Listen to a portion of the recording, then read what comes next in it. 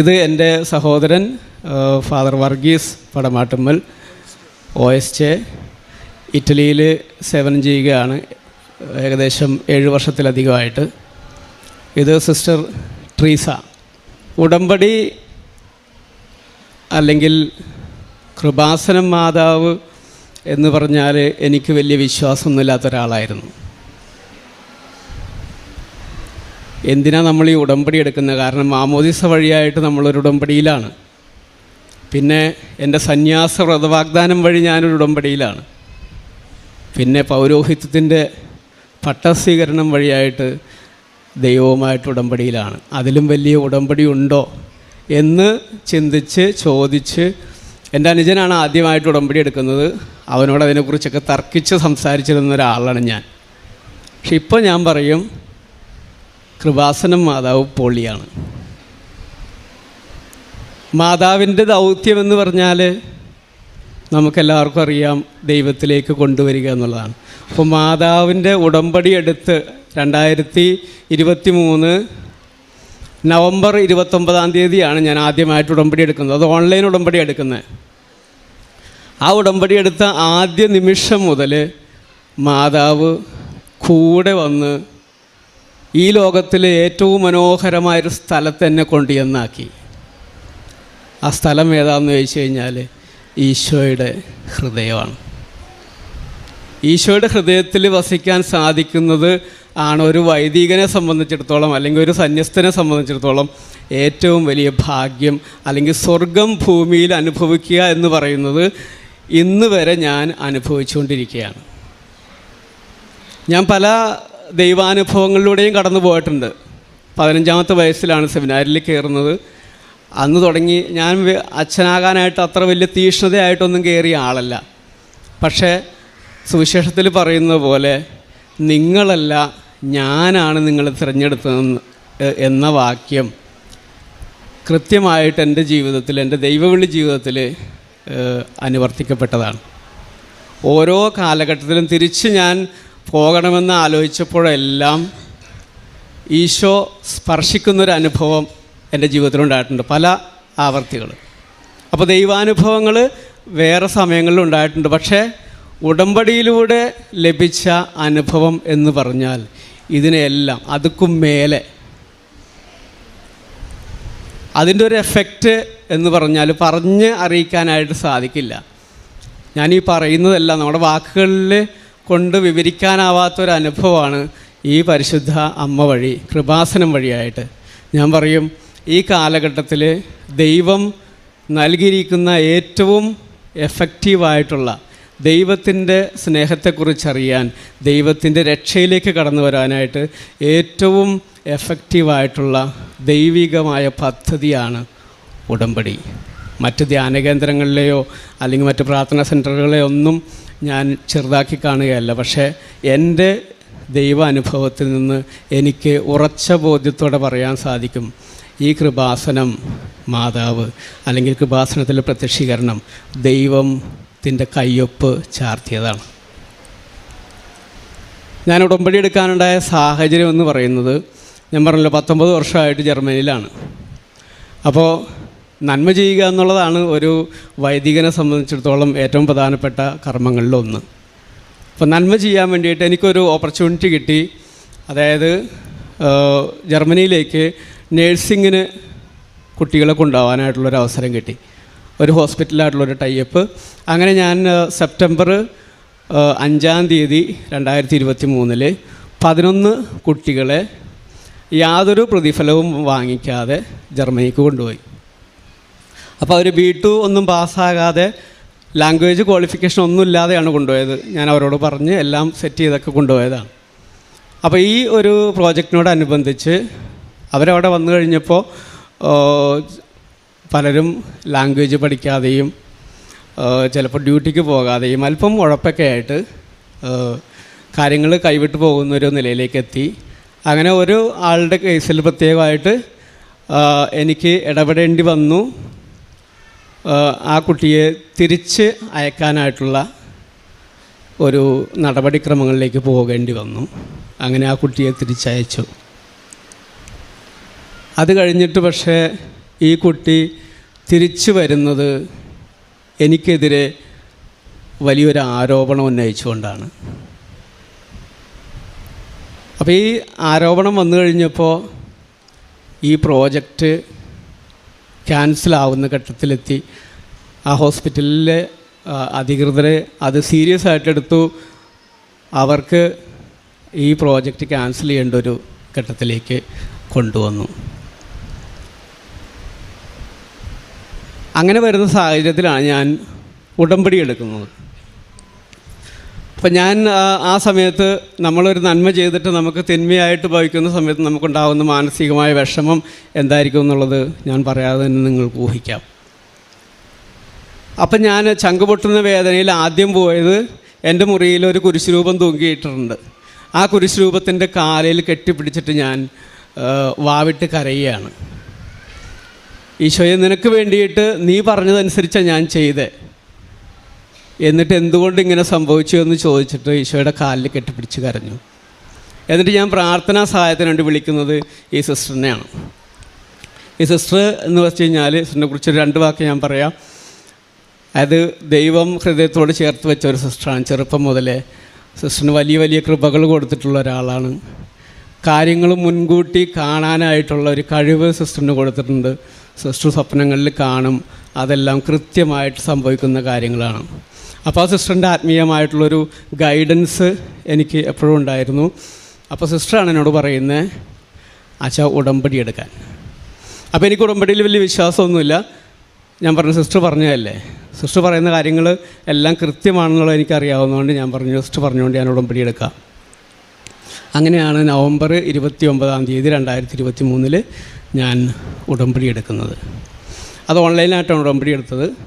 ഈ ഉടമ്പടി എടുത്ത് ഒരു 3 ദിവസം കഴിഞ്ഞുള്ളൂ.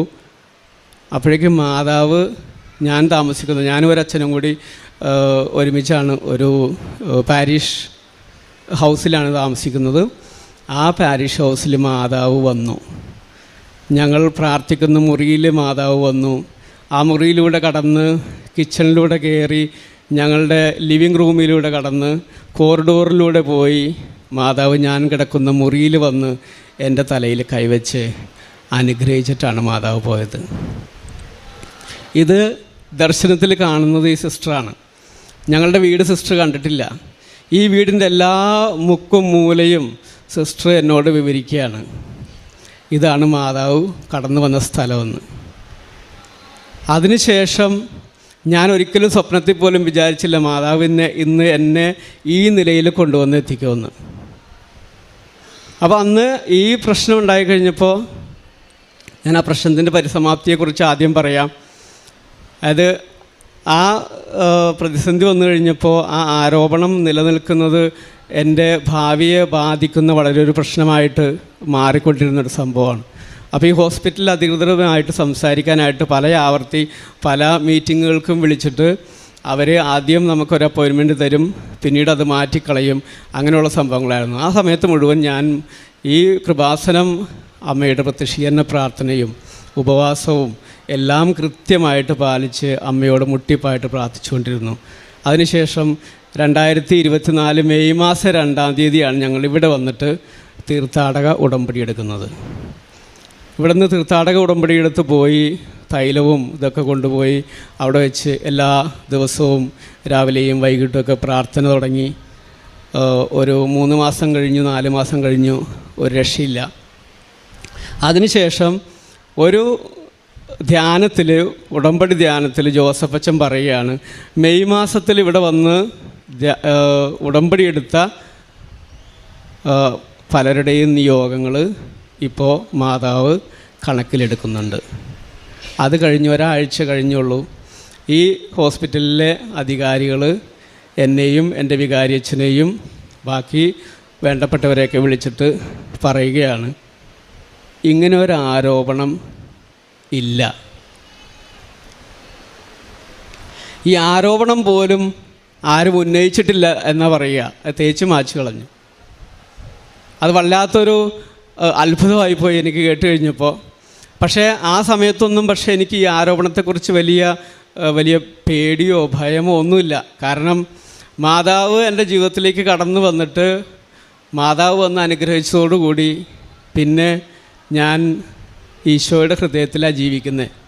അവിടെ ജീവിച്ചു കഴിയുമ്പോൾ പിന്നെ നമ്മൾ എല്ലാത്തിനും റെഡിയായി. അപ്പോൾ ഈ ആരോപണം കടന്നു വരുന്നത് ഏകദേശം ഹോളി വീക്കിൻ്റെ സമയത്താണ്. അതായത് നമ്മളുടെ പാൽം സൺഡേ എന്ന് വെച്ച് കഴിഞ്ഞാൽ ഓശാന ഞായറാഴ്ച തുടങ്ങിയുള്ള ആഴ്ചയിലാണ് ഈ ആരോപണം വരുന്നത്. അപ്പോൾ എനിക്കതൊരു ശരിക്ക് ഒരു ഈശോയുടെ പീഡാനുഭവവും കുരിശുമരണവും ഒക്കെ അതിൻ്റെ ഒരു ചെറിയൊരു അനുഭവം ഈശോ എനിക്ക് തന്നതാണ്. പിന്നീടാണ് എനിക്ക് മനസ്സിലായത് ഇത് ജോസഫച്ചൻ പറയുന്ന പോലെ വില കൊടുപ്പിച്ചതാണ് എന്നെക്കൊണ്ട്. ഈശോയുടെ കൃപകൾ തരാനായിട്ടുള്ള വില കൊടുക്കാനായിട്ട് ഈ അനുഭവത്തിലൂടെ ഈശോ എന്നെ ഒരുക്കി. ആ വില കൊടുക്കലിലൂടെ ഈശോ എൻ്റെ ജീവിതത്തിലേക്ക് കടന്നു വന്നു. അതിനുശേഷം സിസ്റ്റർ വേറൊരു സ്വപ്നവും കൂടി കണ്ടു. ഞാൻ ഒക്ടോബർ മാസം 11-ാം തീയതി മുതൽ 18-ാം തീയതി വരെ ജർമ്മനിയിലൊരു ധ്യാനത്തിൽ പങ്കെടുത്തുകൊണ്ടിരിക്കുക. അപ്പോൾ ആ ദിവസങ്ങളിൽ സിസ്റ്റർ എന്നെ വിളിച്ചിട്ട് പറഞ്ഞു, ഈശോ ഇങ്ങനൊരു ഡയലോഗ് പറഞ്ഞു എന്നോട്, അതായത് ഹീ ഈസ് മൈൻ, അവൻ എൻ്റേതാണ്. ആ സമയത്ത് ഞാനത് എൻ്റെ ഗൗരവം എന്താണെന്നുള്ളത് എനിക്ക് മനസ്സിലായില്ല, അല്ലെങ്കിൽ ഞാനത് ഗൗരവമായിട്ട് എടുത്തില്ല. ഈശോ സ്വന്തമാക്കി എന്ന് പറഞ്ഞിട്ട് ഒക്ടോബർ 15 വിശുദ്ധ അമ്മ ത്രേസ്യയുടെ തിരുനാളിൻ്റെ ദിവസമാണ്. അന്ന് മുതൽ ഈശോയുടെ സാന്നിധ്യം എൻ്റെ ഹൃദയത്തിൽ മാത്രമല്ല എൻ്റെ ശരീരത്തിലും ഞാൻ അനുഭവിച്ചു തുടങ്ങി. ഒക്ടോബർ 28-ാം തീയതി ഞാൻ ഞങ്ങളുടെ കൂട്ടുകാരുടെ ഒരു ആശ്രമത്തിൽ പോയി താമസിക്കുന്ന സമയത്ത് അന്ന് രാത്രി ഈശോ എന്നെ ബെഡിൽ തലകുത്തി നിർത്തി എന്നെ അവിടെ ഇട്ട് ഉരുട്ടി. സാധാരണ ഒരു വലിയ ഒരു ജീവി, നമ്മൾ ചിലപ്പോൾ ഈ കിങ് കോങ്ങിൻ്റെയൊക്കെ വല്ല സിനിമകൾ കണ്ടിട്ടുണ്ടെന്ന് നിങ്ങൾക്ക് മനസ്സിലാവും. ആരെങ്കിലും എടുത്തിട്ട് നമ്മളിട്ട് അങ്ങോട്ടും ഇങ്ങോട്ടുമൊക്കെ ഇട്ട് കളിപ്പിക്കുന്ന പോലെ എൻ്റെ യാതൊരു നിയന്ത്രണമില്ലാതെ എന്നെ എടുത്ത് ഈശോ അങ്ങോട്ടും ഇങ്ങോട്ടൊക്കെ ഉരുട്ടുക, തലകുത്തി നിർത്തുന്നു. അതൊരു 2-3 മണിക്കൂർ ഇങ്ങനെയുള്ളൊരു അനുഭവം. അപ്പോൾ എൻ്റെ ഒച്ചയൊന്നും ഞാൻ കേൾപ്പിക്കുന്നില്ല, പക്ഷേ ഈ ഒരു അനുഭവം എനിക്ക് തന്നുകൊണ്ടിരിക്കുകയായിരുന്നു.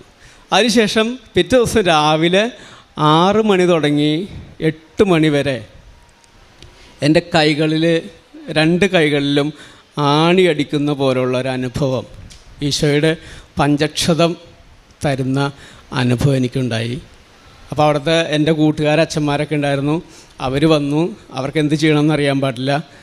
അവർ ഉടനെ കുറച്ച് കഴിഞ്ഞപ്പോൾ അവർ പറഞ്ഞു, ഞങ്ങൾ ഹോസ്പിറ്റലിൽ വിളിക്കട്ടെ, ആംബുലൻസ് വിളിക്കാം, എന്നിട്ട് അച്ഛനെ കൊണ്ടുപോകാം. കാരണം ഞാൻ ഈ ആണിയടിക്കുന്ന അനുഭവം ഉണ്ടായിട്ട് വാവിട്ട് കരയുകയാണ്. അപ്പോൾ എന്താ ചെയ്യേണ്ടതെന്ന് അറിയാൻ പാടില്ല. യാതൊരു കൺട്രോളും ഇല്ലാതെ ഇങ്ങനെയുള്ള ആക്ഷൻസ് കാണിച്ചുകൊണ്ടിരിക്കുക. ഈശോ കുരിശിൽ ആണിയടിക്കപ്പെട്ടപ്പോൾ എന്തൊക്കെ ആക്ഷൻസാണോ ഉണ്ടായത് അതെല്ലാം എൻ്റെ ശരീരത്തിൽ സംഭവിച്ചുകൊണ്ടിരിക്കുകയാണ്. അപ്പോൾ അവിടെ നിന്ന് ആംബുലൻസ് വിളിച്ചു. ഡോക്ടർ വന്നപ്പോൾ ഞാൻ വിചാരിച്ചു ഏതായാലും ഈ കൃപാസനത്തെക്കുറിച്ചോ അല്ലെങ്കിൽ ദൈവത്തിൻ്റെ ഇടപെടലിനെക്കുറിച്ചോ ഈ ജർമ്മൻകാർക്ക് വലിയ പിടുത്തമൊന്നുമില്ല, അവർക്ക് വലിയ വിശ്വാസമൊന്നുമില്ല. അപ്പോൾ അവരോട് സുവിശേഷം പറയാനുള്ളൊരു അവസരമാണെന്ന് കണ്ടിട്ട് ഞാൻ പറഞ്ഞു വിളിച്ചോളാൻ പറഞ്ഞു. അങ്ങനെ അവർ വന്നു കഴിഞ്ഞപ്പോൾ ഞാൻ പറഞ്ഞു, ഇത് വേറെ കുഴപ്പമൊന്നുമില്ല, എനിക്ക് ഇങ്ങനെയാണ്, ഈ അനുഭവമാണ് എനിക്കുണ്ടാകുന്നത് എന്നവരോട് പറഞ്ഞു. അപ്പോൾ അവരൊന്ന് ചിരിച്ചു, അവർക്കത് വിശ്വസിക്കാൻ പറ്റില്ല. അപ്പോൾ അവർ പറഞ്ഞു ഞങ്ങൾ ചെക്ക് ചെയ്യട്ടെ. അപ്പോൾ നോക്കിക്കഴിഞ്ഞപ്പോൾ എൻ്റെ BP ഇത്തിരി ഹൈ ആണ്. എന്നിട്ട് അവർ പറഞ്ഞു അപ്പോൾ BP ഹൈ ആണ്, ഇത് ഇത്തിരി പ്രശ്നമാണ്, അച്ഛന് മിക്കവാറും ഹാർട്ട് അറ്റാക്കിൻ്റെ പ്രശ്നമുണ്ട്, അതുകൊണ്ട് നമ്മൾക്ക് ഹോസ്പിറ്റലിലേക്ക് പോവാം, അച്ഛനെ ഹോസ്പിറ്റലിലേക്ക് കൊണ്ടുപോകാമെന്ന് പറഞ്ഞാൽ എൻ്റെ ഹോസ്പിറ്റലിലേക്ക് കൊണ്ടുപോയി അവർ ചെക്ക് ചെയ്ത് കഴിഞ്ഞപ്പോൾ എൻ്റെ ECGയിൽ ഒരു വേരിയേഷൻ ഉണ്ട്. അപ്പോൾ അവർ ഉടനെ വിധി എഴുതി, ഇത് ഹാർട്ട് അറ്റാക്കാണ്, അച്ഛൻ ഒരു 20 മിനിറ്റ് പോലും ജീവിച്ചിരിക്കില്ല, ഞങ്ങൾക്ക് ഉടനെ തന്നെ ആൻജിയോഗ്രാം ചെയ്യണം. അപ്പോൾ ഞാൻ പറഞ്ഞു അതിൻ്റെ ഒന്നും ആവശ്യമില്ല, കാരണം എനിക്ക് എന്താണ് അനുഭവം എന്നുള്ളത് എനിക്കറിയാം. അപ്പോൾ നിങ്ങൾ വെറുതെ ഇത് ട്രീറ്റ് ചെയ്ത് എനിക്ക് വേറെ എന്തെങ്കിലും കുഴപ്പമാക്കണ്ട എന്നുള്ള രീതിയിൽ ഞാൻ അവർക്ക് ഒപ്പിട്ട് കൊടുത്തു. എന്നെ ട്രീറ്റ് ചെയ്യേണ്ട ആവശ്യമില്ല, ഞാൻ മരിക്കുകയാണെങ്കിൽ മരിച്ചോട്ടെ എന്നുള്ള രീതിയിൽ ഞാൻ ഒപ്പിട്ട് കൊടുത്തു. അത് കഴിഞ്ഞപ്പോൾ സിസ്റ്റർ ആ സമയത്ത് എന്നെ വിളിച്ചായിരുന്നു. അപ്പോൾ സിസ്റ്റർ പറഞ്ഞു, ചിലപ്പോൾ ഈശോ കാണിക്കണമായിരിക്കും, അച്ഛൻ അവർ എന്താണ് അവർ ട്രീറ്റ് ചെയ്യണമെങ്കിൽ ട്രീറ്റ് ചെയ്തിട്ട് ആൻജിയോഗ്രാം ചെയ്യാനായിട്ട് സമ്മതിച്ചോളാൻ പറഞ്ഞു. അങ്ങനെ ഞാൻ അവരോട് സമ്മതിച്ചു. അവർ ആൻജിയോഗ്രാം ചെയ്തു കഴിഞ്ഞപ്പോൾ അവർ പറഞ്ഞത് അച്ഛന് തീർച്ചയായിട്ടും അച്ഛൻ്റെ ഹാർട്ടിന് ബ്ലോക്ക് ഉണ്ട്, എല്ലാ ലക്ഷണങ്ങളും കാണിക്കുന്നതാണ്. പക്ഷെ ഇത് ചെയ്തു കഴിഞ്ഞപ്പോൾ അവർ പറയാ യാതൊരു കുഴപ്പമില്ല. അപ്പോൾ ദൈവം എൻ്റെ ജീവിതത്തിൽ കൃത്യമായിട്ട് ജീവിക്കുന്ന ദൈവമാണെന്ന് കാണിച്ചു തരുന്ന ഒരു അനുഭവത്തിലേക്കാണ് ഈ ഉടമ്പടി വഴിയായിട്ട് എന്നെ കൊണ്ടുചെന്നെത്തിച്ചത്. ചെറുതും വലുതുമായിട്ടുള്ള ഒത്തിരി അനുഭവങ്ങൾ, ഭൗതികമായിട്ടുള്ള അനുഭവങ്ങൾ എൻ്റെ ജീവിതത്തിലുണ്ട്. പക്ഷെ അതൊന്നും നിങ്ങളോട് പങ്കുവയ്ക്കാനായിട്ട് ഞാൻ ഈ വേദിയിൽ ആഗ്രഹിക്കുന്നില്ല. കാരണം നിത്യതയിലേക്കാണ് നമ്മളെ ഈ ഉടമ്പടിയിലൂടെ ദൈവം വിളിച്ചിരിക്കുന്നതെന്ന് ജോസഫ് അച്ഛൻ്റെ ഉടമ്പടി ധ്യാനങ്ങളിൽ എപ്പോഴും പറയാറുണ്ട്. അതുതന്നെയാണ് ദൈവം ആരാണെന്ന് എന്നെ കൃത്യമായിട്ട് ബോധ്യപ്പെടുത്തി തന്ന ഉടമ്പടിയാണ് ഇന്ന് ഞാൻ ജീവിച്ചുകൊണ്ടിരിക്കുന്നത്.